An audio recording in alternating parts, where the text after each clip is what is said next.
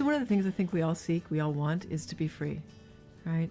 Who wants to be shackled? Of course, nobody wants that. Nobody wants to be imprisoned. Nobody wants that. And yet, how many of us realize that mentally, emotionally, spiritually, many of us are actually imprisoned, so to speak? At least our minds aren't completely free. Now, our minds could be free. The natural state of our mind is free. But, people allow their consciousness in so many cases to be taken over by another individuals or another group, their thinking, their way of thinking. You could call that group mind. In fact, if you turn on the television and you spend a lot of time watching television, you let the commercials run when you're watching television, and you keep the sound on, no matter, even if you leave or go off to do something else, if the sound is still on, you're actually letting another person or another group's thoughts pervade your consciousness.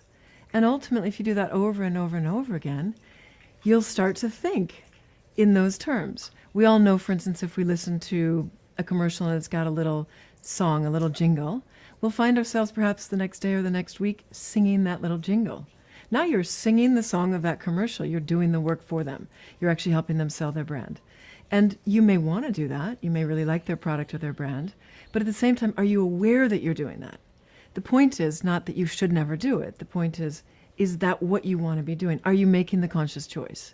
So for instance, I like to be really conscious about how I use media. It's not to say that one never watches the news or reads the news. It's not to say that one never watches something on the television or a movie, let's say.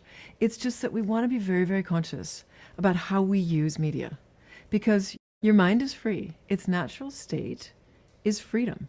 It's not just free, but it's free-flowing. It's also luminous, and it's also peaceful.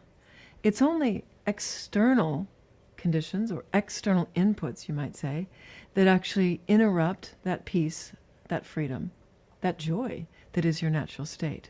So choose wisely, because your consciousness wants to be free, but we have to make this choice. And so many of us are just unconsciously allowing our consciousness, you could say, to be taken over by outside influences.